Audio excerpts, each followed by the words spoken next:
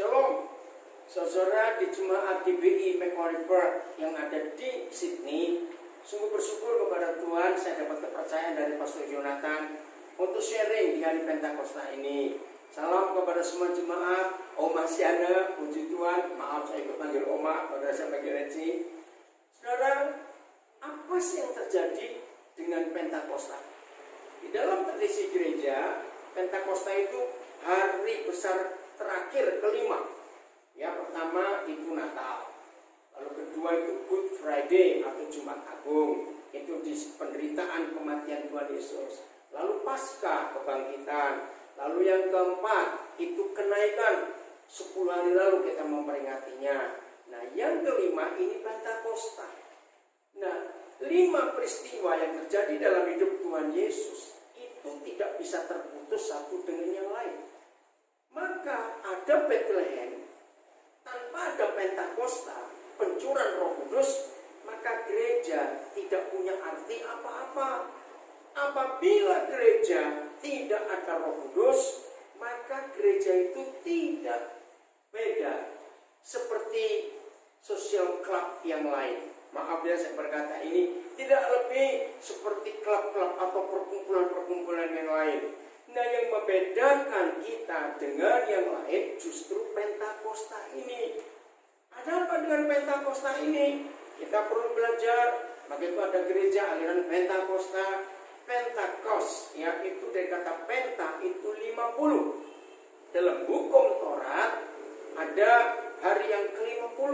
Itu hari pesta panen besar. Maka itu Pentakosta di gereja perjanjian baru adalah panen besar jiwa-jiwa. Kita ingat 3.000 orang sebagai gereja anggota gereja pertama di dunia yang setelah mendengar firman Tuhan lewat saudara kita Rasul Petrus, mereka menyerahkan diri dan mereka dibaptis. Nah, hari ini kita peringati kejadian itu 2000 lebih tahun yang lalu yang ada di Yerusalem. Apa itu Pentakosta? Saya akan baca dari Kisah Rasul pasal 2 mulai ayat 29. Ya, lagi sekali Kisah Rasul 2 29. Sangat bersyukur kalau saudara dari GBI Macquarie Park yang ada di Sydney rindu untuk mendengar firman Tuhan. Saudara-saudara, aku boleh berkata-kata dengan terus terang kepadamu. Wah, ini pernyataan yang luar biasa. Saudara, kalau mendengar ada orang berkata, aku boleh berkata-kata dengan terus terang kepadamu, berarti orang ini bold, yang punya keberanian yang luar biasa. Ingat, 40 hari sebelum hari itu, ya, Petrus ini menyangkal Tuhan Yesus. Maaf, 50 hari sebelum itu, dia itu pengecut, dia itu penakut, bahkan menyangkal. Tapi ketika Pentakosta terjadi, Roh Kudus dicurahkan, si penakut, si pengecut berubah 180 derajat jadi pemberani. Hari itu dia khotbah di depan 3.000 lebih orang.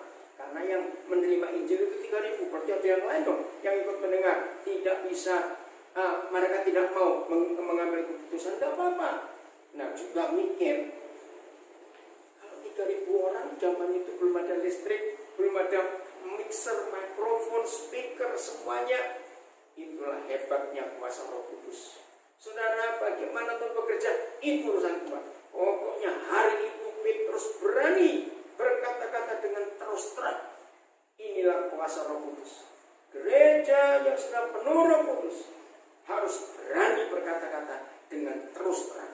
Artinya apa?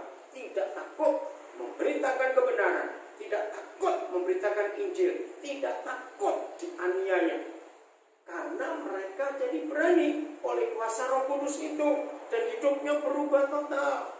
Dan itu hal yang hebat. Coba saya pindah ya sebelum kita lanjutkan di pasal 4. Ketika Petrus dan Yohanes itu disidang oleh para ahli agama, tokoh-tokoh agama, imam-imam besar, ahli-ahli Taurat, orang Farisi, gara-gara mereka dua menyembuhkan orang lumpuh di pintu Elok. Itu ada di Kisah Rasul pasal 3. Bayangkan cuma menyembuhkan orang, apa salahnya? Tapi tokoh-tokoh agama, waktu itu agama Yahudi marah. mereka suka dengan nama Tuhan Yesus. Nah, Petrus Yohanes disidang. Saya lompat aja langsung pasal yang keempat, ayat yang ke-13. Ketika sidang itu melihat keberanian Petrus dan Yohanes, berani. Yang tadinya pengecut, tadinya penakut, maka itu saudara di hari Pentakosta ini kita merindukan, kita menantikan kapan Roh Kudus akan turun menguasai hidup kita. Dulu waktu kami masih di Surabaya, Pastor Yonatan masih kecil, maaf ya Pastor Yonatan saya ngomong ini, Mas Yana masih jadi pemimpin paduan suara dan saya salah satu anggotanya, saya gabung di suara tenor. Oke ya, Cik Yana, Mas Yana ingat itu. Nah, opanya Pastor Yonatan, papanya Mas Yana itu pendeta senior, ya sebagai tokoh gereja di Surabaya pada waktu itu. Nah, saudara, setiap hari Pentakosta 10 hari, jadi dari kenaikan ya yang kita peringati hari Kamis yang lalu sampai hari Minggu Pentakosta ini 10 hari. Itu dulu kebiasaan gereja-gereja Pentakosta. Selalu ada doa setiap malam di gereja, setiap malam 10 hari. Sekarang sedikit sekali gereja mengadakan itu karena suasana keadaan sudah berubah. Nah, di situ kami melihat bagaimana Roh Kudus bekerja di Gereja Bethel Indonesia, Jalan Sulung, Sekolah nomor 8 Surabaya. Gereja itu masih ada sampai hari ini. Roh Kudus bekerja luar biasa. Nah, pancuran Roh Kudus merubah hidup saya. Saya dipenuhi Roh Kudus pada tahun 71, sebagai besar saudara belum lahir gitu. Ya, nah di situ saya mengalami perubahan yang luar biasa. Jadi kita berani memberitakan nama Yesus sekarang kuasa Pentakosta. Saya ulangi lagi, Kisah Rasul 4 ayat 13. Ketika sidang itu melihat keberanian Petrus dan Yohanes dan mengetahui bahwa keduanya orang biasa yang tidak terpelajar. Catat julukan predikat yang diberikan oleh para tokoh agama kepada 2 orang murid Yesus, Petrus dan Yohanes.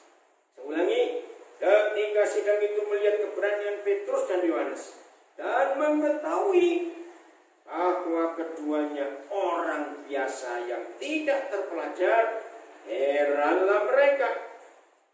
Para imam, tokoh-tokoh agama heran. Dan mereka mengenal keduanya sebagai pengikut Yesus. Jadi saudara, mereka dikenal bukan orang Kristen, karena kata Kristen baru muncul di pasal 11 Kisah Para Rasul. Ini baru pasal 4. Tapi yang dikenal mereka itu pengikut Yesus, murid Yesus. Ayo kita tanya pada diri kita sendiri, kita dikenal sebagai apa? Murid Yesus, orang Kristen, atau sekedar orang ke gereja? Tidak, kita harus dikenal sebagai pengikut Yesus. Berani, tidak takut. Nah, itu hebatnya mereka. Karena apa? Setelah Roh Kudus turun. Jadi saya kembali ke Kisah Rasul 2:29. Saudara-saudara, aku boleh berkata-kata dengan terus terang kepadamu tentang Daud, bapa bangsa kita. Ia telah mati dan dikubur, dan kuburannya masih ada pada kita sampai hari ini. 30. Tetapi ia adalah seorang nabi dan ia tahu bahwa Tuhan telah berjanji kepadanya dengan mengangkat sumpah bahwa ia akan mendudukkan seorang dari keturunan Daud sendiri di atas tahtanya. Ini luar biasa, saudara. Jadi Daud itu sudah bisa melihat ke depan. Karena dia punya visi dan bisa melihat ke depan, maka itu dia telah berbicara. Wah, ini luar biasa. Ayat 31 ya. Karena itu Daud telah melihat ke depan dan telah berbicara tentang kebangkitan Mesias. Ketika Daud mengatakan bahwa dia tidak ditinggalkan di dalam dunia orang mati dan bahwa dagingnya tidak mengalami kebinasaan. Hal kedua yang dimiliki oleh gereja yang dipenuhi Roh Kudus. Hal kedua, setelah penuh keberanian berkata-kata dengan terus terang, maka hal kedua yang terjadi pada gereja yang mengalami Pentakosta, maka gereja itu bisa melihat ke depan, punya visi yang jelas dalam hidupnya. Ini penting sekali. Nah, saudara dikasih Tuhan, dengarkan firman ini. Khususnya kita para pria, para suami, para ayah, pemuda-pemuda, saudara dan saya sebagai pria harus bisa melihat ke depan. Apa yang Tuhan akan katakan kepada kita. Ini penting sekali. Maka itu jangan main-main dalam kehidupan kita untuk visi, karena bisa melihat ke depan. Oke, saya berikan bukti. Kisah Rasul pasal 13 ayat 22. Nah, ini yang penting. Ke depan ada apa dalam hidup kita? Ya, saya ulangi. Hal pertama, kalau kita dipenuhi Roh Kudus, maka kita punya keberanian berkata dengan terus terang, menyampaikan kebenaran, menyampaikan Injil tanpa kompromi dan tanpa takut. Hal kedua, kita punya visi ke depan. Untuk hidup kita, untuk hidup keluarga kita, para pemimpin jemaat, kita punya visi ke depan. Ada apa itu? Nah, Kisah Rasul 13 ayat 22 begini. Setelah Saul disingkirkan, Tuhan mengangkat Daud menjadi raja mereka. Tentang Daud, ini yang luar biasa. Tentang Daud, Tuhan telah menyatakan. Saya akan baca nanti. Hidup kita sebagai gereja yang sangat penting, maaf, bukan gedung kita besar atau kecil, kita sewa atau beli, alat musiknya bagus atau tidak, sound sistemnya canggih atau tidak, maaf, bukan itu. Sebagai gereja, saudara dan saya harus pernah dengar apa yang Tuhan nyatakan kepada kita. Maka itu kalau Tuhan bisa menyatakan sesuatu kepada kita, maka kita bisa lihat ke depan. Maka itu saya ulangi ayat 22 ini, Kisah Rasul 13. Tentang Daud, Tuhan telah menyatakan. Apa yang dinyatakan kepada Daud dari Bapa di surga? Titik 2. Aku, ini Tuhan berkata kepada Samuel, seperti bahasa sehari-hari, Sam, aku telah mendapat Daud anak Isai. Ini pernyataan Tuhan. Seorang yang berkenan di hatiku. Kedua, dan yang melakukan segala kehendak. Soalnya kita bongkar sedikit. Ketika Saul sudah ditolak karena pemberontakannya ketidaktaatan, maka Yahweh Tuhan datang kepada Samuel. Aku telah bertemu pengganti Saul, Daud anaknya Isai di Bethlehem. Nah, kamu kesana ya, pilih urapi dia. Nah, tentang Daud, aku sudah menemukan ini anak luar biasa. Hatinya berkenan di hatiku. Saudara buka Alkitab bahasa Inggris, saudara. A man after my own heart. Jadi Daud ini selalu hatinya mengikuti hati Tuhan, kemana saja Tuhan pergi, hati Daud ikut. Yang kedua, nggak main-main. Olehnya segala kehendakku, bukan sebagian kehendakku, bukan 2 atau 3 kehendakku, segala kehendakku akan dilakukan olehnya. Nah, saudara, waktu Bapa di surga bicara ini kepada Samuel, Daud belum diapa-apain, diberitahu juga belum, dipanggil juga belum, apalagi dipilih dan diurapi belum. Daud masih di padang pengembalaan sana. Kok bisa Papa bicara tegas kepada Samuel, siapa Daud? Aneh bukan? Maka begini gereja Tuhan. Ayo saudara di GBI Macquarie Park yang ada di Sydney dan semua kita yang ikut mendengar firman ini. Izinkan Tuhan selalu menyelidiki hati kita. Dan izinkan Tuhan menemukan keaslian kita, kejenuhan kita dalam hidup ini. Kemurnian hidup kita. Kita ini siapa di hadapan Dia? biar Tuhan menemukan. Maka Tuhan gak mau kita bohongin. Tuhan gak suka kita tipu dengan aktivitas rohani kita, apalagi dengan persembahan-persembahan kita. Enggak. Tuhan tahu isi hati kita. Maka itu dia benci pada orang munafik. Nah, ini yang dinyatakan Bapa di surga tentang Daud. Maka itu setelah dia dipilih, dia dilantik. Tuhan sudah memberitahu ke depan itu ada apa Daud di hidupmu. Visi. Ingat kehancuran Israel pada masa Samuel masih kecil. Ikut Imam Eli. Saya bacakan ya. 1 Samuel pasal 3. Nah, maka itu hati-hati. Suami-suami, papa-papa, pria-pria, gereja-gereja. Kalau kita nggak bisa melihat ke depan, kalau kita nggak punya visi, maka hancur hidup ini. Dan hancur semua hidup orang-orang yang kita pimpin. 1 Samuel pasal yang ke-3. Ayat yang pertama. Kita lihat ayat ini. Mengerikan sekali. Kalau kita sebagai pemimpin, sebagai ayah, sebagai suami, kita tidak punya visi. Judulnya Samuel terpanggil. 1 Samuel 3. Samuel yang muda itu menjadi pelayan Yahweh di bawah pengawasan Eli. Pada masa itu firman Yahweh jarang. Penglihatan pun tidak sering. Imam Eli itu pemimpin. Imam Eli itu nabi, imam buat bangsa itu. Tapi sayang, firman Tuhan jarang. Artinya gak ada buahnya. Melihat, dia gak bisa melihat jauh ke depan. Maka itu bangsa itu kacau. Nah, inilah dampak dan hebatnya kuasa Pentakosta.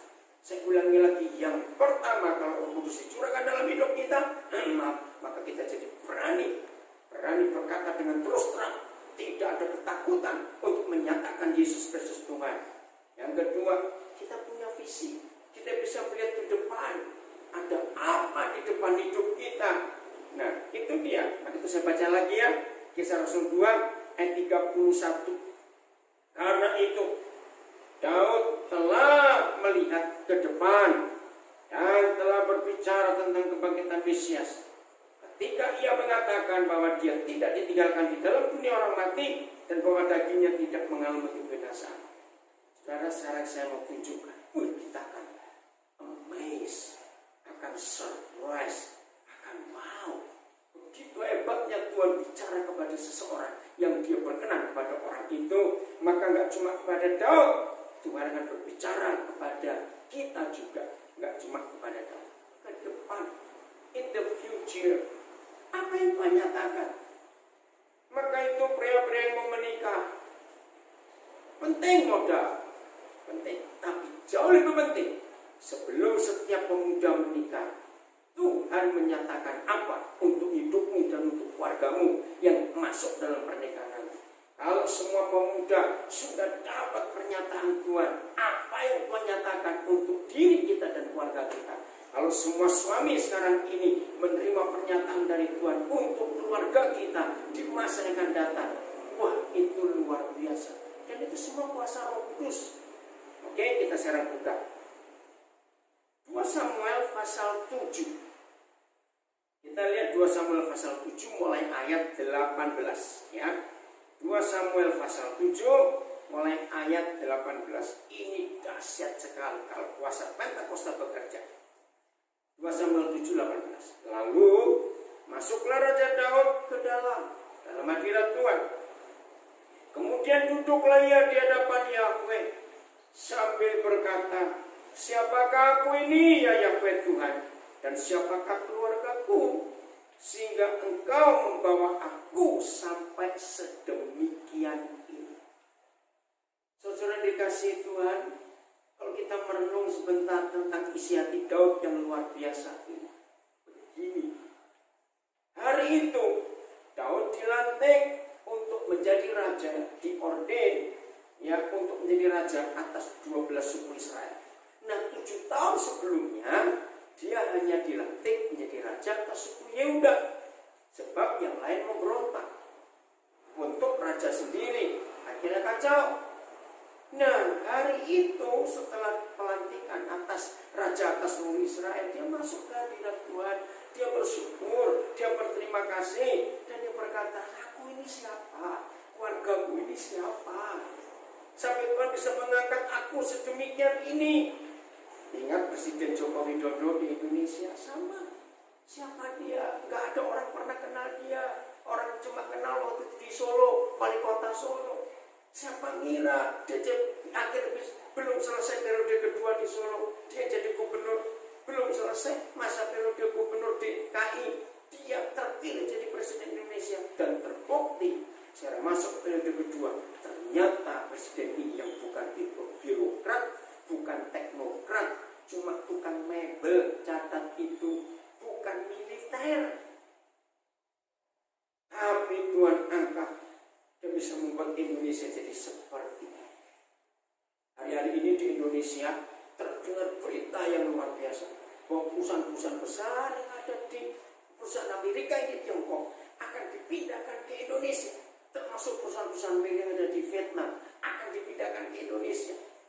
Di daerah mana? Jawa Tengah, di Brebes. Nah, kalau ada orang Brebes bersyukur itu, sekian ribu hektar disediakan. Wah, hebat. Belum lama Presiden Trump telepon sendiri kepada Presiden Jokowi. Nah, ini orang hebat. Daud juga begitu. Siapa aku? Kalau saudara ingat masa kecilnya Presiden Jokowi, miskin, rumahnya kontrak, bahkan pernah ada di pinggir kali pas kena banjir. Akhirnya ada satu keluarga orang Katolik yang menampung keluarga itu. Begitu ketika Jokowi jadi presiden, dipanggillah keluarga yang pernah menampung mereka. Waktu acara di TV keren sekarang. Nah, saudara, ini yang dialami oleh Daud karena dia ditolak dari kecil. Masih ingat Mazmur 27 ayat 10?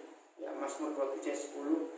Sekalipun ayahku dan ibuku meninggalkan aku, namun Tuhan menyambut aku. Dia ditolak. Tapi Tuhan pilih, Tuhan angkat jadi orang hebat. Nah, ketika dia masuk hadirat Tuhan, ayat 19 dia berkata begini. Dan hal ini 2 Samuel 7:18. Dan hal ini masih kurang di matamu, ya Yahweh Tuhan. Wow. Dulu saya pertama baca salah, saudara. Saya pikir yang masih merasa kurang itu Raja Daud. Saya pikir ini orang yang gak berterima kasih, Allah Tuhan ampuni saya salah. Saya kalau ketemu Daud nanti saya akan minta maaf. Ternyata yang merasa masih kurang itu bukan Raja Daud, tapi Bapa di surga itu masih merasa kurang dengan hidup Daud. Apa yang dia sudah buat? Wih saudara, ketika saya tahu ini saya bertobat, saya minta ampun. Gereja Tuhan yang dikasih, kalau saudara bisa membuat hidup kita sedemikian rupa, saya ulangi. Kalau kita sebagai murid-murid Tuhan Yesus, sebagai gereja Tuhan Yesus, bisa membuat Tuhan, karena kita mempunyai hati yang sedemikian rupa, saya nggak tahu bentuknya apa. Lalu setelah Bapa di surga melihat hidup saudara, hidup saya, oh ternyata Tuhan berkata, bagiku masih kurang apa yang aku sudah buat atas hidupmu.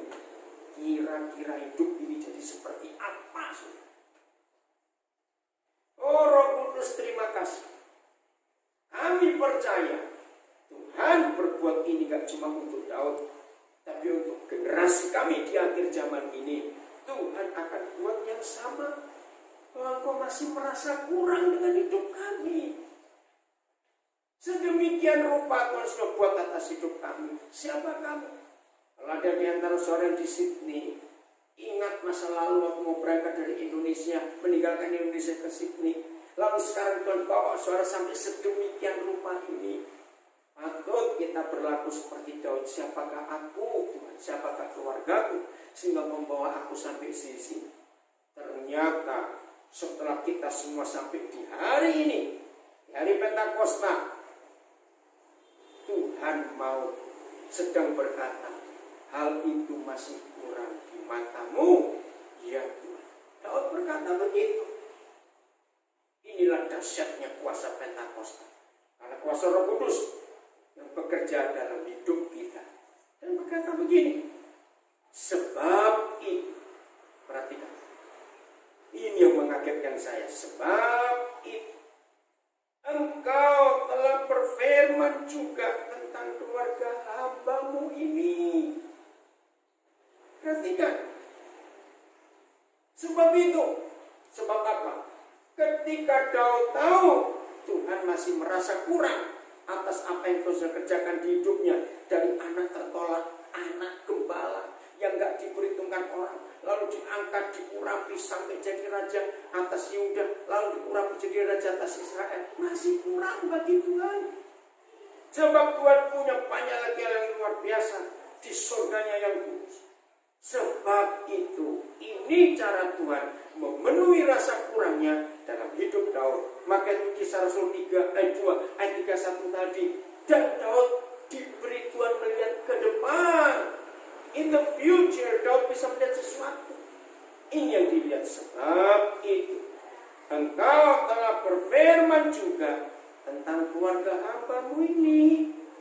Nah, sekali lagi, tadi saya katakan ketika tadi selesai baca Kisah Rasul 13 ayat 22. Dan tentang Daud, Yahweh telah menyatakan begini-begini. Apa yang Tuhan firmankan kepada kita dan pada keluarga kita, saudara. Apa yang Tuhan firmankan kepada pemuda-pemuda yang suatu hari kau akan menikah, jadi seorang suami, jadi seorang ayah, kau pemimpin, kau imam dalam keluarga kamu. Saudara para pria harus bisa mendengar apa pernyataan Tuhan. Maka itu sebab itu engkau juga telah berfirman kepada keluarga hambamu ini. Saya menarik dalam masa yang masih jauh. Coba nanti lihat cara bahasa Inggris. Jadi masa masih jauh. Dan jauhnya enggak tanggung-tanggung, saudara. Begini kata Tuhan.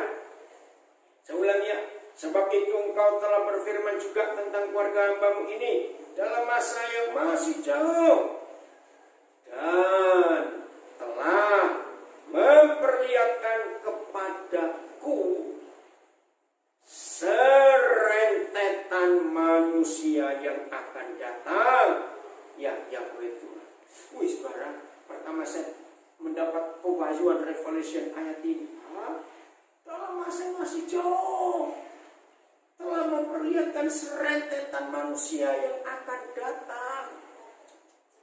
Dahsyat Tuhan, saudara, luar biasa. Saya masih ingat tanggal 7 Januari tahun 73. Opanya Pastor Jonathan, Papa dari Pomasnya, menunjuk saya menjadi seorang ketua ibadah remaja. Akhirnya saya nggak tahu, ya, Opa Tios, ya, Pendeta Yusuf Tios, orang-orang tokoh GB pasti tahu. Kenapa dia memilih saya? Lalu bulan Agustus tahun 73, saudara, saya dilantik, ditapiskan, didoakan, mempunyai kedudukan pendeta pembantu PDP waktu itu. Dan dalam sejarah GBI yang ada di Jawa Timur, saya nggak tahu di Indonesia, saya pendeta pembantu PDP yang termuda tahun 73. Mungkin Opa Tios, Pendeta Yusuf Tios, melihat sesuatu, saya nggak tahu. Tapi saya bersyukur kepada Tuhan untuk kepercayaan itu. Dan saya bisa ada sampai hari ini karena anugerah kemurahan Tuhan. Nah, Daud nggak main-main. Maka itu kalau kita tadi baca Kisah Rasul 2, 30, 31, bagaimana Daud bisa melihat ke depan. Dia bernubuat tentang salah satu keturunannya, yaitu Yesus Kristus Mesias itu. Nah, kalau Daud diberitahu di pasal 2 Samuel 7 ayat 19, Yahweh sudah berfirman kepada Daud dalam masa masih jauh, dan ada serentetan manusia yang akan datang dari keturunannya. Begini ceritanya, saudaraku. Jarak Daud ke Yesus Kristus itu 2000 tahun, saudara. 2000 tahun, baca. Australia 200 tahun lebih usianya. Belum 300 loh, Australia itu belum. Ya, kerajaan-kerajaan Eropa sudah eksis berapa ribu tahun. Tapi Daud bisa melihat jauh. Nah begini ya kalau di generasi kita.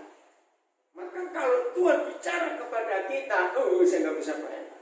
Berarti di generasi kita sekarang, Tuhan akan berbicara kepada kita di 2000 tahun kemudian. Jadi tahun 4020, bayangkan sejauh itu Tuhan melihatnya. Maka itu saudara, kalau kita hidup sungguh-sungguh di dalam Tuhan, kalau kita serius dengan Tuhan, ada visi ke depan yang Tuhan percayakan kepada kita untuk dunia kita berkati, untuk dunia kita ubahkan, karena kerajaan surga nyata lewat hidup kita masing-masing. Ini kuasa Pentakosta. Maka Injil diberitakan ke seluruh dunia. Murid-murid yang tadinya penakut jadi pemberani karena kuasa Pentakosta itu. Oke, kita kembali ke Kisah Rasul pasal 2. Seru benar. Jadi percaya ke depan Tuhan akan berbicara kepada kita untuk memberikan visi hidup. Gak sekedar main gereja-gerejaan, gak sekedar datang ibadah minggu. Sekarang kita lewat online karena COVID-19 ini, tapi percaya Tuhan tetap hadir dalam kehidupan kita semuanya. Kembali ke Kisah Rasul 2. Sekarang ayat 32. Yesus inilah yang dibangkitkan Tuhan, dan tentang hal itu, hal hidup Yesus dari mulai pelayanannya sampai banyak mujizat, sampai disiksa mati, disalibkan, dikuburkan, sampai dibangkitkan, sampai Pentakosta itu, Petrus berkata di ayat 32 Kisah Rasul 2, Yesus inilah yang dibangkitkan Tuhan, dan yang tentang itu kami semua adalah saksi. Catat, waktu dia naik ke surga, Kisah Rasul 2, Kisah Rasul 1, dia berkata, kamu akan terima kuasa kalau Roh Kudus turun atas kamu, dan kuasa itu membuat kamu menjadi saksiku, berani bersaksi, mulai dari Yerusalem, Yudea, Samaria, sampai ke ujung bumi. Nah ini salah satu alasan. Saudara, tahun 8991 saya sudah punya PR Australia. Tapi Tuhan panggil saya ke Papua. Maka PR itu saya serahkan kembali. Yang sponsor saya kecewa. Tapi saya bilang saya harus taat kepada Tuhan. Kenapa saya meninggalkan Australia? Saya sudah mapan di Amerika. Pelayanan saya sudah banyak di Eropa juga. Karena Tuhan tahu bahwa ujung bumi itu ada di Papua. Keren kan? Nah, sekarang saya ada di Nabiren. Bersama istri, bersama anak-anak saya dalam pelayanan ini. Nah saudara, itu sebabnya. Ayo kita semua adalah saksi. Maka itu konsep ini penting. Tuhan tidak memanggil kita jadi pengkhotbah, tapi menjadi saksi. Apa bedanya menjadi pengkhotbah dan jadi saksi? Beda jauh. Menjadi pengkhotbah harus sekolah. Menjadi saksi gak perlu sekolah. Sebab pesaksi itu hanya menceritakan ulang apa yang dialami, apa yang dilihat, dan apa yang didengar. Jadi gak usah sekolah. Kita ini saksi-saksi Kristus, bukan pengkhotbah-pengkhotbahnya Tuhan Yesus. Beda itu. Jadi awas kalau gak berani jadi saksi. Inilah kuasa Pentakosta itu. Jadi Petrus berkata, kami ini saksinya. Dari semua Yesus buat sampai dibangkitkan, sampai naik ke surga. Nah ayat 33 ada. Inilah Pentakosta sesungguhnya. Ayat 33 Kisah Rasul 2. Dan sesudah Yesus ditinggikan oleh tangan kanan Tuhan dan menerima Roh Kudus yang dijanjikan itu. Nah ini ayat ini ya. Kalau ada berapa gereja masih meragukan, kenapa sih kamu ribut-ribut minta pencurahan Roh Kudus, kepenuhan Roh Kudus? Ada gereja yang gak suka. Yesus saja gak dipenuhi Roh Kudus. Ini ayatnya. Beritahu kepada mereka, maaf ya, kami gak mau berdebat, cuma kami mau cerita. Yesus inilah, ayat 33, maaf 33, dan sesudah Yesus ditinggikan oleh tangan kanan Tuhan, dia menerima Roh Kudus yang dijanjikan itu. Jadi Tuhan Yesus menerima Roh Kudus. Apa selanjutnya? Maka, perhatikan kata Sebab, nah saya suka memperhatikan kata-kata ini. Maka dicurahkannya apa yang kamu lihat dan kamu dengar di sini. Di mana? Di Yerusalem, di kamar atas, the second story di Yerusalem ada sebuah rumah, kita nggak tahu. Saudara, jadi Pentakosta yang Petrus katakan, yang tadinya mereka dituduh mabuk, masih ingat ya? Karena hari itu hari besar, hari Pentakosta. Semua orang Yahudi dari seluruh dunia pasti kumpul di Yerusalem untuk merayakan Pentakosta. Nah, waktu itu juga kumpul banyak orang, tiba-tiba orang Yahudi dari banyak bangsa. Ada itu orang-orang di atas itu, kok ribut-ribut? Kok mereka pakai bahasa kita masing-masing? Lalu mereka berkata, mabuk mereka itu. Petrus berkata, enggak, ini masih pagi, saudara, kami enggak mabuk. Nah, Petrus cerita, yang kamu lihat dan dengar di sini sekarang di Pentakosta ini, kenapa kami bisa berbahasa macam-macam? Itu terjadi di surga sekarang. Ada apa? Yesus Kristus di Pentakosta ini dilantik dan diurapi jadi raja. Ini luar biasa. Nah, ketika kepalanya diurapi jadi raja dengan tuangan minyak, ingat Mazmur 133, ada minyak yang turun dari kepala Harun ke jenggotnya sampai ke leher jubahnya. Jadi Pentakosta itu pelantikan Yesus Kristus Tuhan menjadi raja segala raja, the King of Kings, dan menjadi Tuhan di atas segala Tuhan, the Lord of Lords. Itu Pentakosta, saudara. Dan karena kita tubuhnya, dan tubuhnya itu pakai jubah, maka minyak yang terjadi dituangkan di kepala Yesus sedang di surga di hari Pentakosta itu, minyak itu turun sampai ke janggutnya menunjukkan dewasa, sampai ke leher jubah, bajunya kena semua. Jadi Pentakosta itu gereja di dunia, gerejanya Tuhan Yesus di dunia, menerima urapan dan otoritas raja. Keren gak ini? Tapi sedih sampai hari ini masih banyak gereja belum tahu rahasia ini. Maka itu, ya gereja cuma begini-begini saja. Pada gereja itu punya otoritas yang sama dengan Tuhan Yesus. Ayat terakhir, Lukas 22, ayat 29. Oh, ini kuasa Pentakosta. Maka itu gereja harus melakukan tindakan-tindakan sebagai raja. Ingat imamat yang raja ini, the royal priesthood. Kita ini imamat yang raja ini adalah bangsa imam-imam dan raja-raja. Begini, ayat terakhir kisah Lukas 22 ayat 29. Dan aku, Yesus, menentukan hak-hak kerajaan bagi kamu sama seperti Bapakku menentukannya bagiku. Berarti otoritas hak-hak kerajaan yang Yesus berikan kepada kita itu sama dengan hak-hak kerajaan yang Yesus terima dari Bapaknya. Berarti kita ini equal, saudara, dengan Yesus Kristus Raja segala raja. Ya pasti sama, karena dia kepala, kita tubuhnya. Hari Pentakosta kepalanya diurapi, minyaknya turun sampai ke leher jubah, kena tubuhnya di dunia. Wow, luar biasa. Maka itu hari Pentakosta ini gak sekedar perayaan, gak sekedar doa penuh Roh Kudus, tidak, lebih daripada itu. Ayo sebagai gereja, khususnya saudara di GPI, Macquarie Park yang ada di Sydney, ayo bersama-sama kita ikut mendengar firman ini, bangkit dan lakukan otoritas kerajaan, melepaskan banyak orang terbelenggu oleh kuasa setan, menyembuhkan mereka yang sakit, memberi makan mereka yang lapar, melepaskan mereka dari penjara, stres, takut, paranoid, gelisah, khawatir, lepas. Kita punya otoritas raja, melepaskan mereka yang sakit hati, bitterness, kebencian, lepaskan. Kita punya kuasa melepaskan untuk orang terikat drug, pornografi, percabulan, semuanya kita punya kuasa. Itulah yang dikatakan oleh firman Tuhan. Selamat merayakan dari Pentakosta dan jadilah berkat bagi dunia ini. Tuhan Yesus memberkati. Sampai ketemu lagi. Shalom.